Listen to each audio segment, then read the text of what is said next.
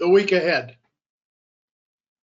I believe what has been taking place is that the shorter time frames have been buying the market as they hear that there is less and less emphasis or backpedaling on the tariffs, because that's where their short-term focus is.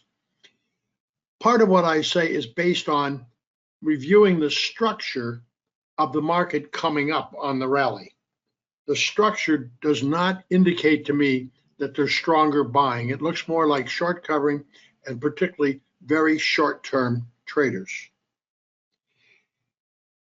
I believe that the longer time frame is more interested and more focused on the potential for recession.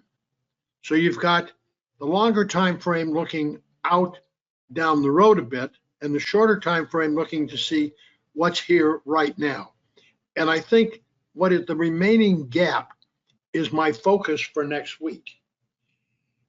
If I am correct, the market will fail at around the current high level, and then it will start to trade lower.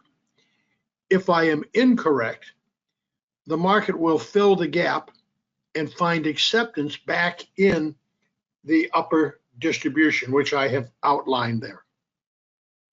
So what I've done, I've given you my thoughts on what I see in the market. But yet at the same time, we know I could easily be wrong. So looking at market generated information, we say, how would we handle that? We have a gap, and if the gap is filled and the market starts next week and begins to find acceptance in the gap and fill the gap, that's a pretty strong sign in the market, I believe. If the gap does not fill and the market sells off fairly quickly next week, then my assessment is probably correct. And anyhow, using market generated information, focusing on the gap, should give you a good solid start to the week.